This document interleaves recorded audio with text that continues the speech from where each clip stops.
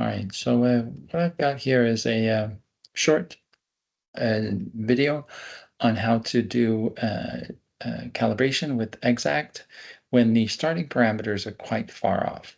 I've got three images here that were taken from UPenn. The UPenn Zeus 2 system.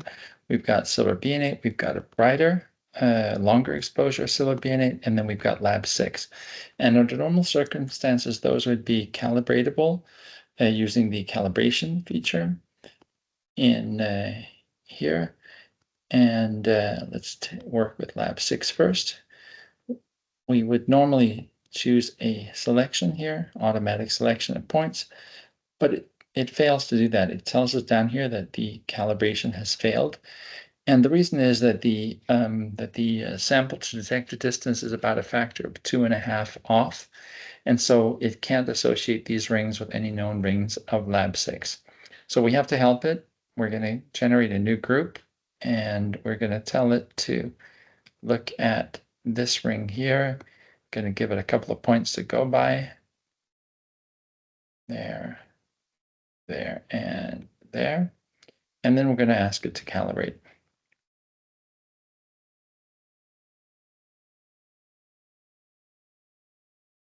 Very good. So we get something that looks like this. Now the red curve was the input parameters, and we see here it had 362 millimeters, whereas the fitted parameter gives us 170 millimeters. If we take just a look at the at the fit here, there, that looks pretty good. Those line up very, very nicely, and so that's definitely a nice, believable setup. We can also take a look at the centering, and those are essentially what they're within 1 pixel of where these were the nominal positions were. So that's good. That was Lab 6, 170, and all of these values are 0. So now let's go take a look at silver BN8, which is a bit more complicated because it is a more complicated pattern, certainly in the wax. So let's pick a new module, calibration here. Let's take the most intense one in there, and the same thing happens, or rather a selection. Now there's plenty of rings, and the automatic selection of photons failed. Oh, I forgot to change it to silver BN8. Silver BN8. Let's delete this one here. And then automatic selection. Here we go.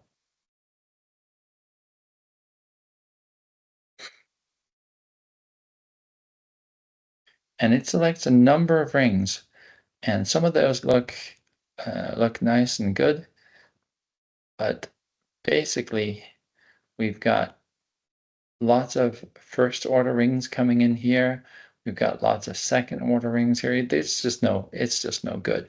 So what we're going to do is we're going to take that file out, clean it up, bring it back in again. Oh, I came in. All right, let's take a new module here. So we're going to take this off, take a new module, bring it in, clean it up. There we go. And now we're going to choose a new group. Now it's really difficult, of course, to click on anything here, but as it happens, we can choose basically any one of these rings, one or more of these rings. So I'm going to just not choose one here, sorry. Can I move that? I can move that in and out. So let me do this here. All right. Okay, good. So I'm not going to pick the first order. I'm not going to pick the second, not going to pick the third or the fourth. I'll go out all the way to the fifth. So I'm going to pick the fifth order here. There. That's so 1, 2, 3, 4, 5. So I'm going to put a couple of points on the fifth order. Come on, give me some points. No.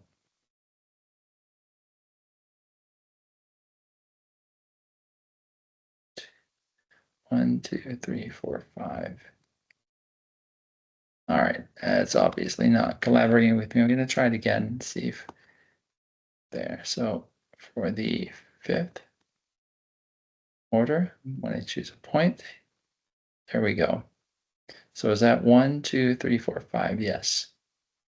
And here's a point, and here's a point, and down here's a point.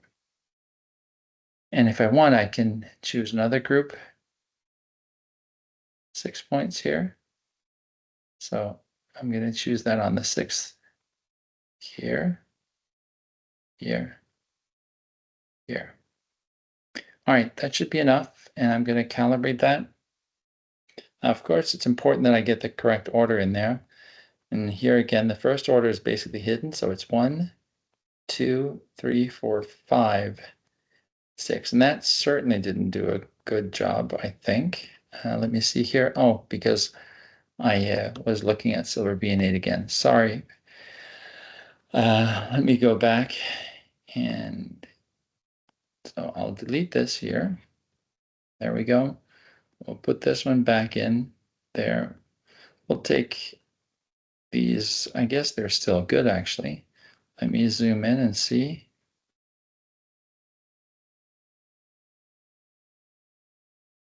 Yeah, they're still good.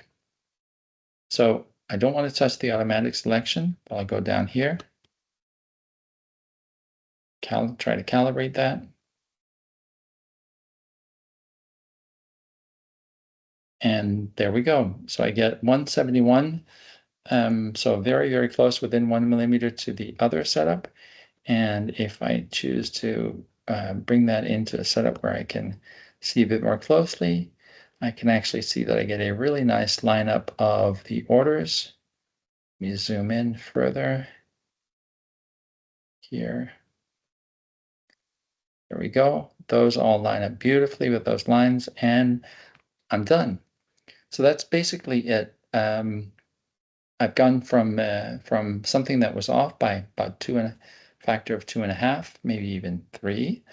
And just by choosing a couple of the rings that are intermediate distances, well separated from the other rings, I can calibrate the distances of the sample. So that's it. And let me close off this video and get that ready for you.